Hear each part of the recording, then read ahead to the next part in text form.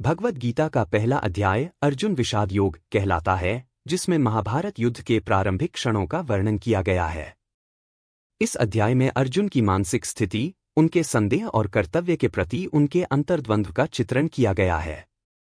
गीता के इस अध्याय में कुल 47 श्लोक हैं, जो युद्ध की तैयारी, सेना के निरीक्षण और अर्जुन के मानसिक संघर्ष को दर्शाते हैं। कुरुक्षेत्र की युद्ध भूमि पर दोनों सेनाएं आमने सामने खड़ी होती हैं।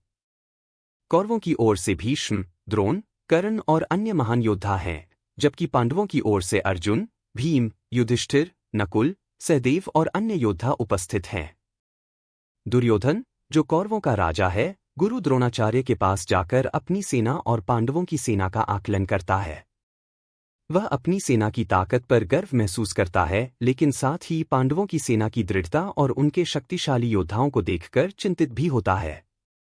दुर्योधन गुरु द्रोणाचार्य से कहता है कि पांडवों की सेना में द्रुपद, भीम, अर्जुन, सत्यकी, वीर पुरुष, विराट, धृष्टद्युम्न आदि महान योद्धा शामिल हैं।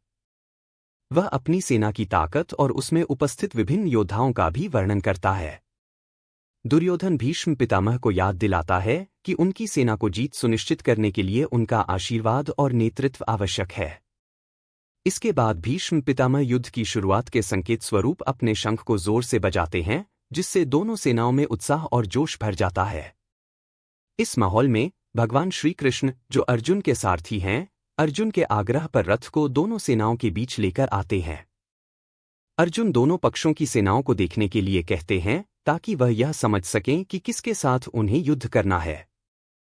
जब अर्जुन युद्ध के मैदान में अपने परिवार, मित्र, गुरु और संबंधियों को दोनों पक्षों में खड़ा देखते हैं, तो उनके मन में गहरा विषाद और संदेह उत्पन्न होता है।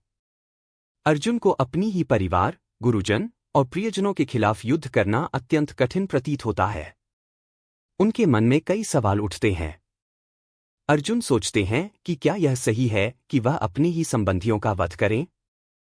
उनके अनुसार युद्ध से किसी को भी कोई वास्तविक लाभ नहीं होगा, क्योंकि यह केवल विनाश और हानि का कारण बनेगा। अर्जुन इस बात को लेकर भी असमंजस में है कि क्या उनके कर्तव्य का पालन करने का अर्थ अपने ही लोगों को मारना है। वे अपने धर्म, जो कि एक क्षत्रिय का कर्तव्य है, और अपनी आत्मा की शांति के बीच संघर्ष में फंसे हुए हैं।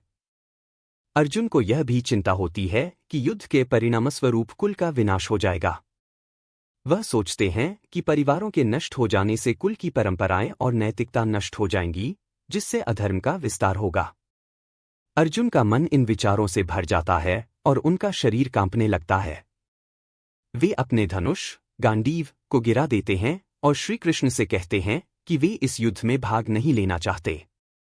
अर्जुन अपने कर्तव्यों से विचलित होकर श्री कृष्ण से मार्गदर्शन की याचना करते हैं। वह कहते हैं कि वे युद्ध के परिणामों से डरते हैं और उन्हें समझ में नहीं आता कि क्या सही है और क्या गलत। अर्जुन के लिए यह एक गहरा आत्मिक संघर्ष है।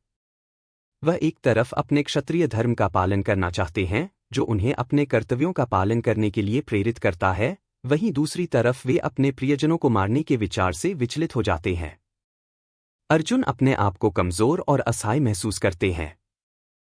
वह समझ नहीं पा रहे कि क्या सही है और क्या गलत।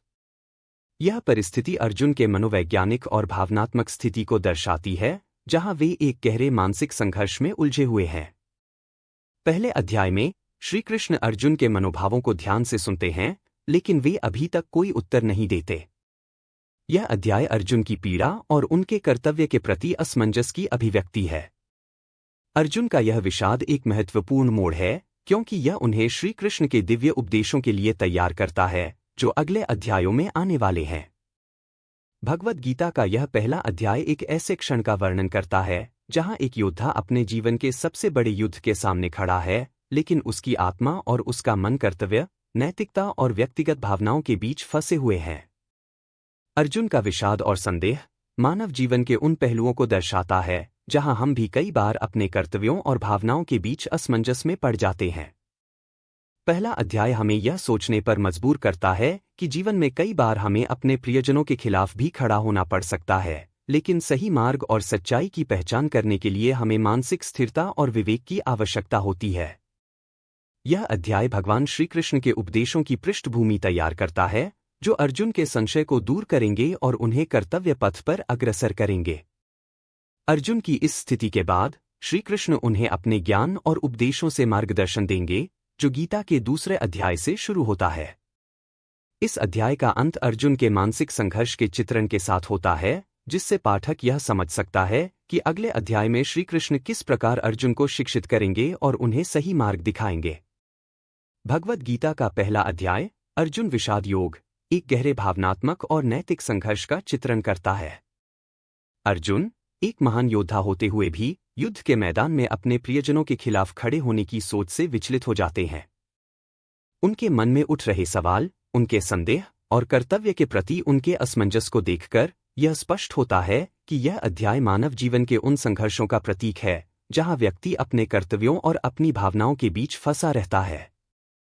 यह अध्याय भगवद गीता के लिए एक आधारशिला की तरह कार्य करता है, जहां से भगवान श्री कृष्ण अर्जुन को अपने ज्ञान और शिक्षाओं के माध्यम से सही मार्ग पर लाएंगे।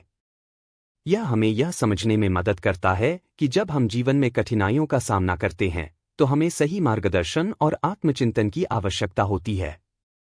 इस प्रकार पहला अध्याय एक तैयारी है उस गहन दार्शनिक संवाद की, जो आगे आने वाले अध्यायों में भगवान श्री कृष्ण और अर्जुन के बीच होगा, और जो भगवद गीता की महान शिक्षाओं का आधार है।